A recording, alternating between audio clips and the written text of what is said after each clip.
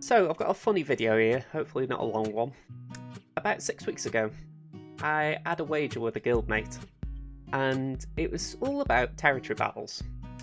We just got to the last stage of Lightside Hoth, and we were just filling platoons, and we needed a Rose Tico at 7 star. And I remember saying, how is it none of us have at least got one?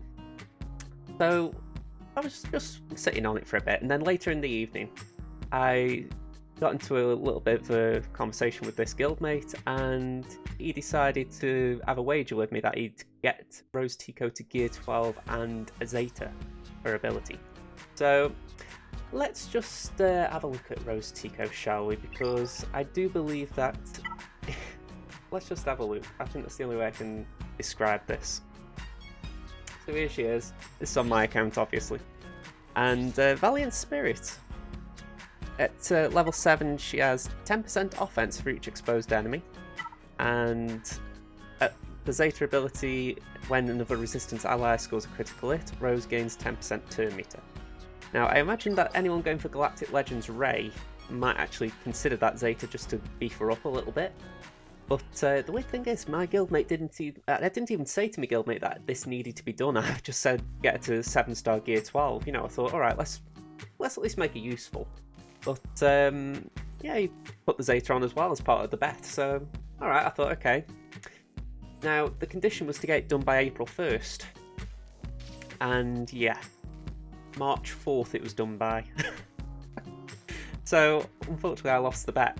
Now, the conditions of the bet were that he would get to choose a Zeta for one of my accounts, and the guild that my other account is in would get to choose the other Zeta.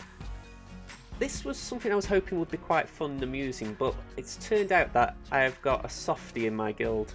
You know, he's been very generous on me, so I appreciate that. But it's a little less fun than I was expecting. Still though, I wanted to show the video just to prove I did it. My guildmate said I should do Emperor of the Galactic Empire on this account. So yeah, for those of you who aren't aware, the Zeta ability for this is when a debuff on an enemy expires, Empire and Sith allies gain 5% turn meter. I've got that on my Temin Wexley account. I use it quite regularly, but yeah, I wasn't getting in a hurry to get it, so I think that might be why he picked it. He thought, alright, I'll pick one that you're not going to get round to. So there you go, there's your first one. And if I just switch accounts, I will show you the next one. Okay, so that one's a little bit more interesting. Okay, so I'm on Temin, and like I said, this Zeta is a little bit more interesting. Don't say there's plenty of candidates, but the one it's going to be is Emphas Nest. Now, I find this one interesting because it's based off my video. I actually was struggling for options as far as the guild were given the choice, but I was asked if I'd be willing to give some options. So I gave them the list, some options from the video I did recently, and I'll leave a link up the corner. And Nest was one of them. And just to recap that, Fighting Instinct. At level 7, Nest has 80% counter chance, and I'm not going to read all that, but when the Zeta is applied, she now has Taunt Ignore, she has 2% health steal, stacking, when an enemy loses a buff or debuff. So, that's why she works well against Ewoks. You know, Ewoks are constantly gaining buffs and losing them, so it really works well, especially when you consider that, if I'm right on a basic, she... if the target any defensive buffs, dispel them. So she's constantly getting rid of buffs, so she's constantly using that ability. So I can understand why they wanted it. It's a little bit funny because I've got a 4-star Nest at gear 7.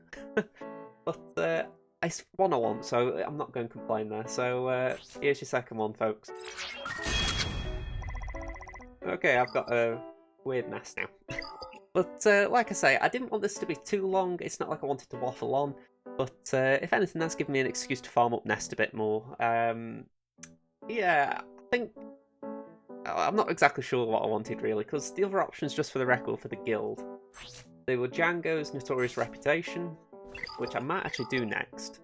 The other ones were Tarkin, I believe. Tarkin's Callous Conviction. The fact that he's so far down is probably a sign that I'm glad they didn't go for that. Yeah, going to say add 20 gains 20% potency for each debuffed enemy. What else was there? There was Boba Fett's Execute. So just to clear up what that is. Yeah, add healing immune. Oh, hang on. It wasn't Execute, sorry, it was Bounty Hunter's Resolve. Recover 100% protection on the finishing blow. And what's the last one? Right, I've just worked it out. I had to pause it because I was like, what one was it? Yeah, the final one they had the choice for was Ezra. And that was Flourish. 50% damage, 25% turn meter gain, which takes him up to a total of 75% turn meter, and he gains defense for 2 turns. So that isn't a wonder Zeta, but if they'd have picked that, I wouldn't have been complaining either. So overall, I'm pretty happy with Nest getting a Zeta and with Palpatine. I wouldn't have gone for either of them right now, but that's sort of the point of losing a wager. I'm just sort of glad because, personally, especially on this account, I had got images of Bodhi Root getting a Zeta. And I don't know what they would have gone for if Crimson had got the battle pick, but there was probably something on there like Stormtrooper that would have ended up with it. So my guildmates have been very generous, so thank you very much. I am not anticipating going in for a wager anytime soon, though. So yeah, just a fun little video, hopefully not long run time. If you enjoyed it, hit the like button. If you haven't already, subscribe to the channel. 2 videos there. Either a video or a playlist, I'm not sure, I haven't decided yet, but click on them, do whatever you want with them, just support the channel. Alright folks, thanks for watching, see you around.